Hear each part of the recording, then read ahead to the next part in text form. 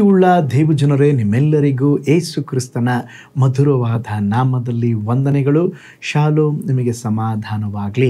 ಈ ದಿನ ದೇವರ ವಾಕ್ಯದ ಜ್ಞಾನಕ್ಕಾಗಿರುವಂಥ ವಿಷಯ ಎಲ್ಲ ನಾಮಕ್ಕಿಂತಲೂ ಮೇಲಾದ ನಾಮ.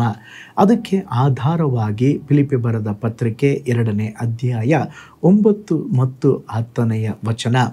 ದೇವರು ಆತನನ್ನು ಅತ್ಯುನ್ನತ ಸ್ಥಾನಕ್ಕೆ ಏರಿಸಿ ಎಲ್ಲ ಹೆಸರುಗಳಿಗಿಂತ ಶ್ರೇಷ್ಠವಾದ ಹೆಸರನ್ನು ಆತನಿಗೆ ದಯಪಾಲಿಸಿದ್ದಾನೆ.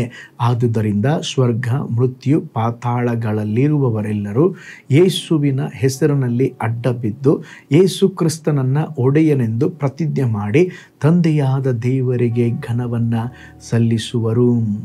ಎಲ್ಲ ನಾಮಕ್ಕಿಂತಲೂ ಮೇಲಾದ ನಾಮ ಅದು ಯೇಸುವಿನ ನಾಮ. ಯೇಸುವಿನ ನಾಮ ನಮ್ಮನ್ನು ರಕ್ಷಿಸಿದ ನಾಮ. ಅದು ನಮ್ಮನ್ನು ಪರಲೋಕಕ್ಕೆ ಸೇರಿಸುವ ನಾಮ.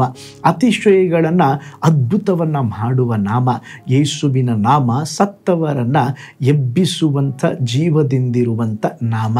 ಮರಣಕರವಾದ ವ್ಯಾಧಿಯಲ್ಲಿರುವವರನ್ನು ಗುಣಪಡಿಸುವಂಥ ನಾಮ. ಆತ್ಮಹತ್ಯೆಗೆ ನೇರವಾಗಿ ಓಡುವ ಮನುಷ್ಯರನ್ನು ತಡೆದು ಹೊಸ ಜೀವವನ್ನು ಕೊಡುವಂಥ ನಾಮ. ಹೀಗೆ ಯೇಸುವಿನ ನಾಮದಲ್ಲಿರುವ ಮಹಿಮೆಯನ್ನು ಹೇಳಿಕೊಂಡೇ ಹೋಗಬಹುದು, ಸಂದೇಶ ಮುಗಿಯುವುದಿಲ್ಲ. ಅಷ್ಟು ಅತಿಶಯವಾದಂಥ ನಾಮ, ನಮ್ಮನ್ನು ಆಧರಿಸುವ ನಾಮ ಯೇಸುವಿನ ನಾಮ ಮಾತ್ರವೇ. ಆ ನಾಮವನ್ನು ಹೇಳಿದರೆ ಸಾಕು, ಓ ಸ್ತೋತ್ರ, ನಾವು ಪರವಶಗೊಳ್ಳುತ್ತೇವೆ. ಈಗ ಮಾತ್ರವಲ್ಲ, ಎಂದೆಂದಿಗೋ ನಮ್ಮನ್ನು ಮಾರ್ಗ ನಡೆಸುವುದಕ್ಕೆ ಶಕ್ತನಾಗಿರುವ ನಾಮ, ಓ ಸ್ತೋತ್ರ, ಅದು ಯೇಸುವಿನ ನಾಮ ಮಾತ್ರ. ನೋಡ್ರಿ, ಈ ಲೋಕದಲ್ಲಿ ದೊಡ್ಡ ದೊಡ್ಡ ಓ ಸ್ತೋತ್ರ ಐಶ್ವರ್ಯವಂತರಿದ್ದಾರೆ. ಬಿಲ್ ಗೇಟ್ಸ್ ಇದ್ದಾರೆ, ಅಂಬಾನಿ, ಅದಾನಿ, ಇವರ ಹೆಸರುಗಳೆಲ್ಲ ಪ್ರಸಿದ್ಧವಾಗಿವೆ. ಇವರ ಹೆಸರುಗಳು ಈ ಲೋಕದಲ್ಲಿ ಘನವುಳ್ಳ ಹೆಸರುಗಳಾಗಿವೆ. ಆದರೆ ಯೇಸು ಕ್ರಿಸ್ತನ ಹೆಸರು ಇವರೆಲ್ಲರ ಹೆಸರುಗಳಿಗಿಂತ ಇರುವ ಬಲವಾದ ದೊಡ್ಡ ಓ ಸ್ತೋತ್ರ ನಾಮ ಇರುವುದಾದರೆ ಅದು ಯೇಸುವಿನ ನಾಮ. ಒಡೆದು ಹೋದ ಕುಟುಂಬಗಳನ್ನು, ಮುರಿದ ಮನಸ್ಸುಳ್ಳವರನ್ನು, ಗಾಯಗಳನ್ನು ಕಟ್ಟುವಂಥ ಒಂದೇ ಒಂದು ನಾಮ ಇರುವುದಾದರೆ ಅದು ಯೇಸು ಕ್ರಿಸ್ತನ ನಾಮದಿಂದ ಮಾತ್ರ ಸಾಧ್ಯ. ಸ್ತೋತ್ರ. ಒಂದು ಅದ್ಭುತ ಸಾಕ್ಷಿಯನ್ನು ನಿಮ್ಮೊಂದಿಗೆ ಹಂಚಿಕೊಳ್ಳುತ್ತೇನೆ. 1927ನೇ ವರ್ಷದಲ್ಲಿ ಸ್ಮಿತ್ ವಿಗಲ್ಸ್ವರ್ತ್ ಎಂಬಂಥ ದೈವ ಸೇವಕರು ಒಂದು ತೆರೆದ ಸ್ತೋತ್ರ ಒಂದು ಮಾರ್ಕೆಟಲ್ಲಿ ಪ್ರಸಂಗ ಮಾಡ್ತಾ ಇದ್ರು. ಒಬ್ಬ ಮನುಷ್ಯನು ತನಗೆ ದ್ರೋಹ ಮಾಡಿದ ಹೆಂಡತಿಯನ್ನು ಕೊಲ್ಲುವುದಕ್ಕಾಗಿ ಕತ್ತಿಯನ್ನು ಇಟ್ಟುಕೊಂಡು ಅವನು ಮನೆಗೆ ಹೋಗುತ್ತಾ ಇದ್ದ. ಈ ಸ್ಮಿತ್ರವರ ಪ್ರಸಂಗವನ್ನು ಕೇಳಿದಾಗ ಯೇಸುವಿನ ನಾಮದ ಬಲದ ಕುರಿತಾಗಿ ಪ್ರಸಂಗ ಮಾಡುತ್ತಾ ಇದ್ರು. ಆ ಪ್ರಸಂಗವನ್ನು ಕೇಳಿದಾಗ ಅವನಿಗೆ ಆ ಸ್ಥಳ ಬಿಟ್ಟು ಕದಲುವುದಕ್ಕೆ ಆಗಲೇ ಇಲ್ಲ. ಕೊನೆಯದಾಗಿ ಮೆಸೇಜ್ ಮುಗಿಯುವ ಸಮಯದಲ್ಲಿ ಮೊಣಕಾಲೂರಿ ಯೇಸುವಿನ ನಾಮವನ್ನು ಅಂಗೀಕರಿಸಿಕೊಂಡ. ನಂತರ ಸೇವಕರು ಅವನ ಜೊತೆಯಲ್ಲಿ ಮಾತನಾಡಿದರು. ಓ ಸ್ತೋತ್ರ, ಅವನಿಗೆ ನಿನ್ನ ಹೆಂಡತಿಯನ್ನು ಮನ್ನಿಸಿ ತಿರುಗಿ ಬಾಳ್ವೆ ಮಾಡಲಿಕ್ಕೆ ಒಪ್ಪಿಸಿಕೊಡೆಂಬುದಾಗಿ ಹೇಳಿದಾಗ ದ್ರೋಹ ಮಾಡಿದ ಹೆಂಡತಿಗೆ ಮರು ಬಾಳ್ವೆಯನ್ನು ಕೊಡಲಿಕ್ಕೆ ಓ ಸ್ತೋತ್ರ ಮುಂದೆ ಬಂದ. ಅದಾದ ನಂತರವಾಗಿ ಒಬ್ಬ ಸೇವಕನಾಗಿ ಬದಲಾಗಿ ಅನೇಕರಿಗೆ ಆಶೀರ್ವಾದವನ್ನು ತಂದ. ನೋಡ್ರಿ, ಅವ ಕೊಲ್ಲಲಿಕ್ಕೆ ಹೋಗಬೇಕಾಗಿದ್ದಂಥ ಮನುಷ್ಯ ತಾನು ತನ್ನ ಹೆಂಡತಿಯನ್ನು ಕೊಂದು ತಿರುಗಿ ಅವನು ಜೈಲಿಗೆ ಹೋಗ್ತಾ ಇದ್ದ. ಆದರೆ ಯೇಸುವಿನ ನಾಮದ ಸಂದೇಶವನ್ನು ಕೇಳಿಸಿಕೊಂಡಾಗ ಜೀವಿತದಲ್ಲಿ ಬಿಡುಗಡೆಯನ್ನು ಹೊಂದಿಕೊಂಡ. ಅದೇ ವಿಧದಲ್ಲಿ ಯೇಸುವಿನ ನಾಮದ ಶಕ್ತಿಯು ಪ್ರತಿಯೊಬ್ಬ ಪಾಪಿಗಳನ್ನು ಪರಿಶುದ್ಧವಾಗಿ ಮಾಡುತ್ತದೆ. ಪ್ರತಿಯೊಬ್ಬ ಕಠಿಣ ಉಳ್ಳ ಪರಿಸ್ಥಿತಿಯ ಜನರನ್ನು ಅದು ಬದಲಾಯಿಸುವಂಥದ್ದಾಗಿದೆ.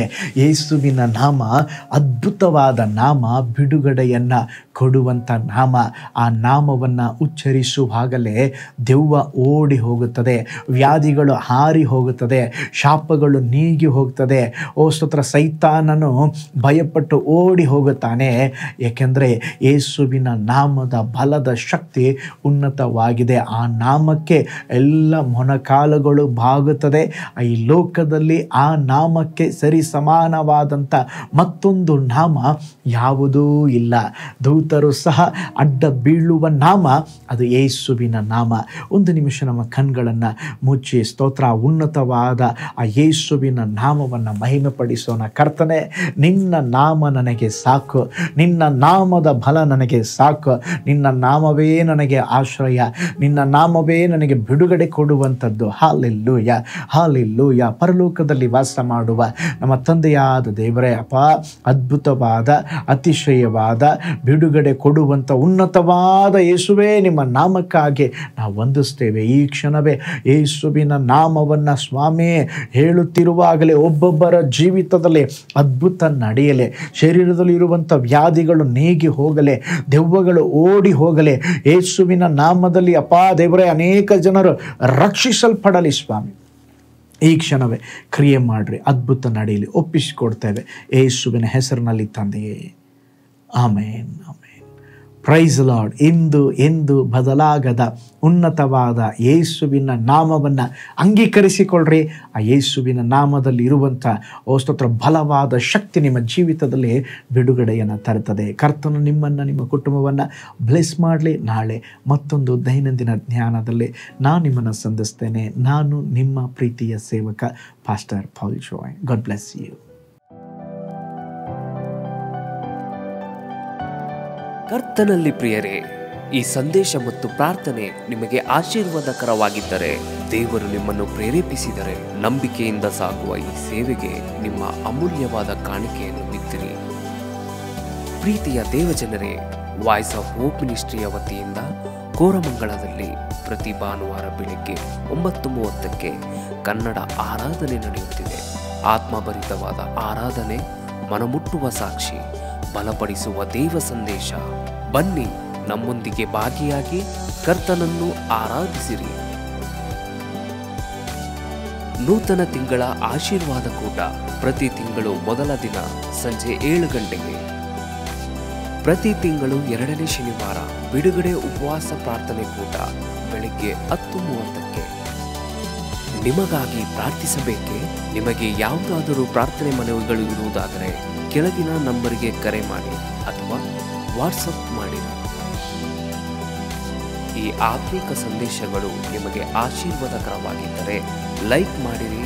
ಇಂಥ ಅದ್ಭುತ ಸಂದೇಶ ಪ್ರತಿದಿನ ನೋಡಲು ಬಯಸುವುದಾದರೆ ಸಬ್ಸ್ಕ್ರೈಬ್ ಮಾಡಿ ಹಾಗೂ ಇತರರೊಂದಿಗೆ ಶೇರ್ ಮಾಡಿರಿ. ಕರ್ತನು ನಿಮ್ಮನ್ನು, ನಿಮ್ಮ ಕುಟುಂಬವನ್ನು ಆಶೀರ್ವದಿಸಲಿ.